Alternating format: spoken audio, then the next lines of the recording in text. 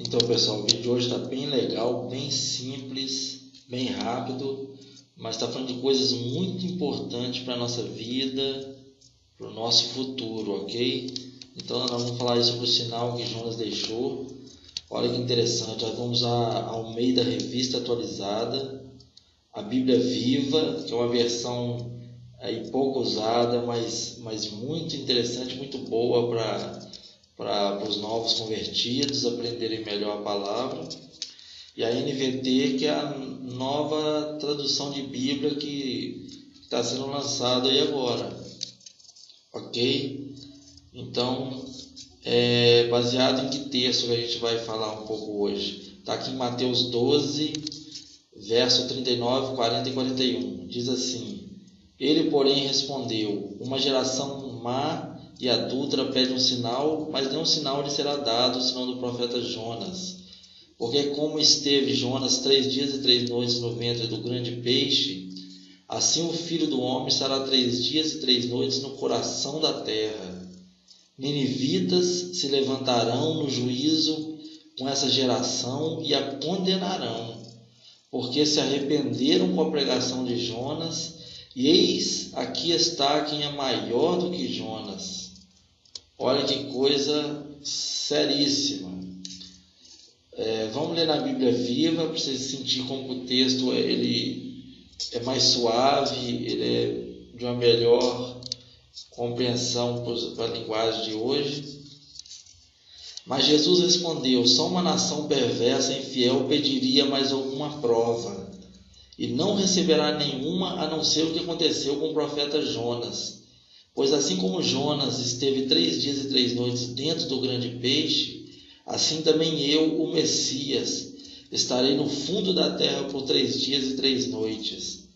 Os homens de Nínive se levantarão contra essa nação no juízo e condenarão vocês. Pois quando Jonas lhes pregou, todos se arrependeram e se voltaram dos seus maus caminhos para Deus. Agora, aqui está quem é maior do que Jonas, e vocês se recusam a crer nele. Nova versão transformadora. Jesus, porém, respondeu: Vocês pedem um sinal porque são uma geração perversa e adúltera, mas o único sinal que lhes darei será o do profeta Jonas. Pois assim como Jonas passou 3 dias e 3 noites no ventre do grande peixe, o Filho do Homem ficará 3 dias e 3 noites no coração da terra. No dia do juízo, os habitantes de Nínive se levantarão contra essa geração e a condenarão, pois eles se arrependeram dos seus pecados quando ouviram a mensagem anunciada por Jonas. E vocês têm à sua frente alguém maior que Jonas. Então, aqui para ter uma noção, aqui está Jope, aqui em Israel, aqui na Galileia, onde está o mouse aqui, no canto inferior direito aqui do mapa. E a gente vê Nínive aqui nesse trajeto, nessa seta branca. E olha onde está Tarsis, lá na Espanha, tudo aqui o navio que ele pegou essa distância toda para ir para bem longe de Nínive.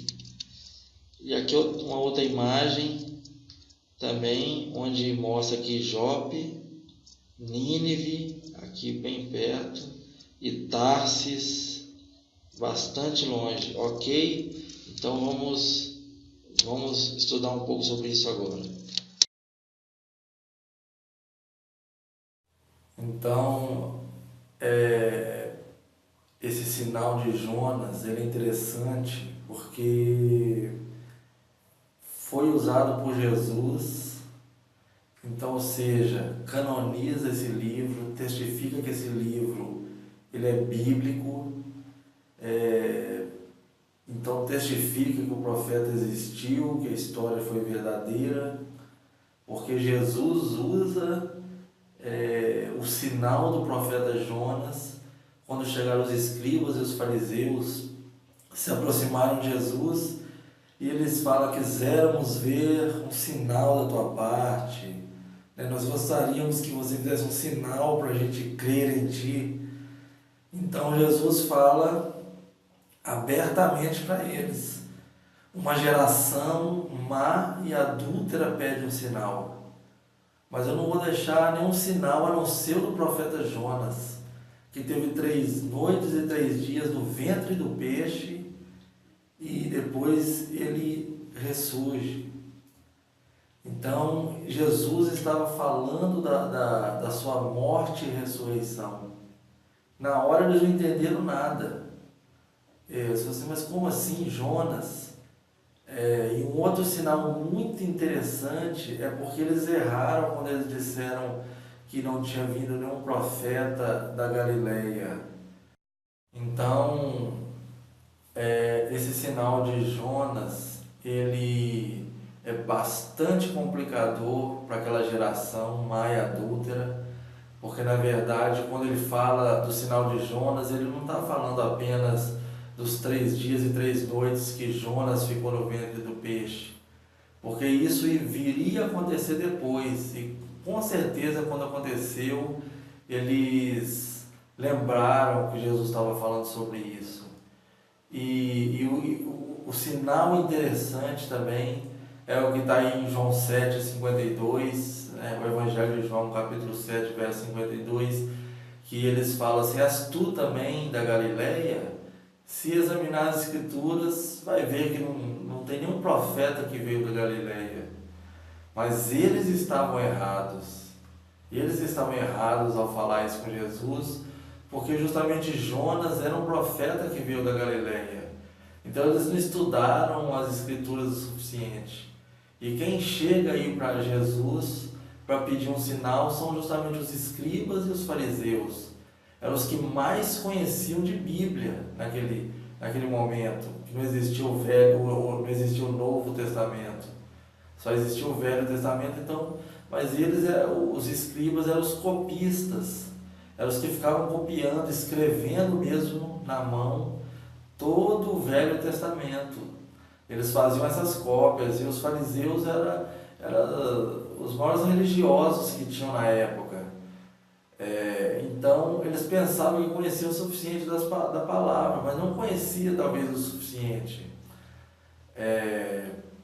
Então quando veio Jesus, os confrontou, porque Jesus é a própria palavra, é a palavra viva.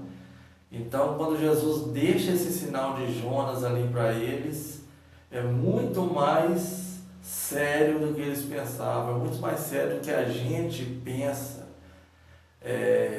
a esse respeito, porque na verdade o sinal de Jonas ele tem uma série de situações que elas são muito parecidas com os dias de hoje. Essas situações são muito parecidas com o que acontece na vida de qualquer um. Vamos pensar na primeira situação, que o livro começa dizendo: veio a palavra do Senhor a Jonas, filho de Amitai, e ele estava, me parece, em Jope, que era essa região aí da Galileia, que eles não conseguiram entender e falaram para Jesus que não havia profeta vindo da Galileia. E a gente pegar o Velho Testamento, Jonas entra ali no livro dos 12 profetas menores ali, no final do Velho Testamento. E o que acontece? Veio a palavra do Senhor àquele profeta dizendo para ele ir a Nínive. Só que ele pega uma embarcação que vai para Tarsis. Então a gente vai ver que Nínive eram uns 800 quilômetros aí da onde ele estava, ali de Jope. E ele pega esse navio para Tarsis, que era 3.500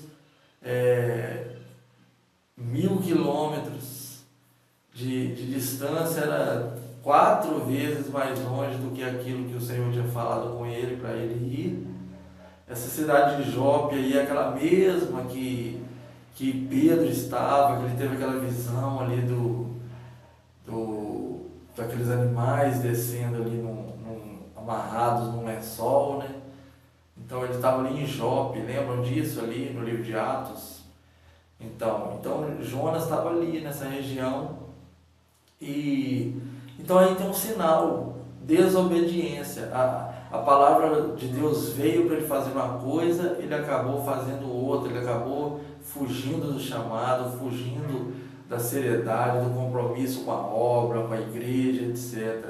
Então nós estamos repletos de sinais e testemunhos assim nos dias de hoje, e isso justamente aconteceu pela sabedoria de Deus, porque para essas pessoas crerem naquele profeta, elas poderiam dizer, mas esse profeta, ele é um fujão, ele fez isso, ele não obedece, ele é um desobediente. Então, muitas das gerações de hoje, elas também vão falar, mas aquele ali roubou, pecou, bebeu, fez um monte de coisa e agora quer falar de Deus. Mas Deus veio justamente para resgatar os perdidos. Ele usa o pequeno para confundir o grande, ele usa o inculto para confundir o sábio. Então é esse que é o segredo do Evangelho, é que as pessoas creem na palavra que o profeta carrega. Não precisa crer no profeta, mas crer na palavra que o profeta carrega, que é uma palavra vinda do coração de Deus. Então, o que aconteceu, uma das implicações desse sinal que Jesus falou é esse, porque Jonas foi desobediente, mas logo depois ele obedeceu e as coisas fluíram, as coisas aconteceram, ok? Então a desobediência de Jonas, ela trouxe consequências ruins, desagradáveis. Então trouxe consequências para ele e para os outros. Para ele, porque ele foi atribulado, ele foi por ventre de um peixe, ele precisou orar, ele precisou se arrepender, ele precisou clamar, porque ele se encontrou fugindo do chamado. A implicação para os outros é porque os outros começaram a ser atribulados também. O navio que ele entrou, aquela embarcação ficou atribulada. Aquela embarcação sofreu ali com a tempestade, quase sofre ali um naufrágio, porque ele estava ali e os outros foram atingidos por causa dele. Então é muito sério a desobediência. Então imagina para a nossa geração que desobedece a Deus, imagina para as gerações que fogem da palavra de Deus, que fogem do chamado, que fogem do amor de Deus. Então imagina as implicações.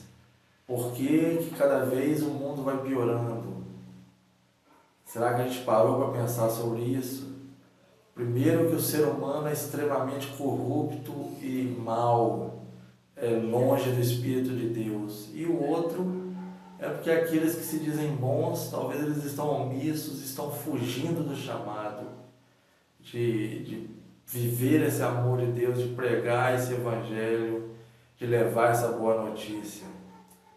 Então, o sinal de Jonas para uma geração, ela é muito mais importante do que a gente pensa, é muito mais forte do que a gente pensa, e Jesus usou isso para falar com aquela geração. Está entendendo? Então, houve essas consequências, mas houve um arrependimento. E quando ele se arrependeu, Deus deu oportunidade para ele de novo. Então a gente vê aí que também aí já começa a demonstrar a misericórdia de Deus. Isso é uma das consequências desse sinal de Jonas, também a misericórdia de Deus para os que se arrependem. Porque a gente vê ele obedecendo, ele pegando a rota correta, ele indo até lá, e Nínive era um país, não tinha nada a ver com os judeus. Ali já estava mostrando para os judeus que Deus não era o Deus só deles, não era exclusivista como eles pensavam. Ali Deus já estava demonstrando que ele iria salvar os gentios também, que já tinha essa abertura, que se os judeus continuassem ficando endurecidos como eles ficavam, adorando outros deuses, etc., acabaria que Deus abriu a misericórdia para todas as outras nações. É isso que estava acontecendo ali. Então, Isso também é uma importância, está embutido aí nesse sinal de Jonas que Jesus falou, que eu vou deixar somente para vocês o sinal de Jonas. E outra característica desse sinal é que todos se arrependeram. Diz que até os animais jejuaram, desde o rei até o animal lá no pasto. Diz que todos jejuaram e se arrependeram e ouviram a voz de Deus. Naquela pregação, naquela palavra pesada que o profeta levou naquele dia. Então tem muito ensinamento aí. Às vezes uma palavra pesada, uma palavra de correção, uma palavra dura que às vezes vem, mas se você ouvir, pegar aquilo para você e falar, de repente, realmente sou eu. Às vezes o errado sou eu. E aquilo pode trazer um fruto de arrependimento e que agradável ao Senhor. Então tem lições aí, tem lições que o profeta Jonas mesmo, ele, apesar de ter desobedecido, depois ele obedece, mas ele senta lá debaixo de uma bomboneira, de uma plantação ali, e ele estava lá tranquilo esperando ver se Deus ia destruir aquela cidade. E estava na sombra, estava tranquilo, e diz que Deus providenciou ali um bicho ali, um inseto que comeu aquela bomboneira toda e tirou a sombra dele. Ele ficou indignado, porque ele estava mais preocupado com o bem-estar dele do que 120 mil pessoas que estavam naquela nação ali, que poderiam ser destruídas. Então, você que tem um chamado, já pensou nisso?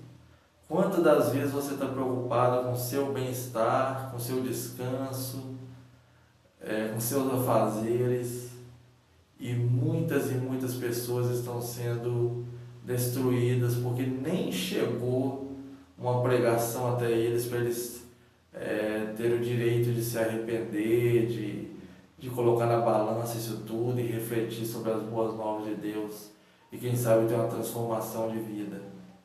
Então tem tanto a lição para aqueles que precisam ouvir e tanto a lição para aquele que precisa apregoar. Então é um livro tremendo, é um livro maravilhoso, um livro bem pequeno e a gente tira excelentes lições dele, ok? Então esse aí é um resumo grande aí do livro de Jonas. Fica a dica para você que tem um chamado para levar essa boa nova, ok? Fica aí a dica para essa nossa geração. Até onde nós estamos crendo, até onde nós estamos ouvindo, até onde nós estamos obedecendo. Ok? Um abraço e tchau.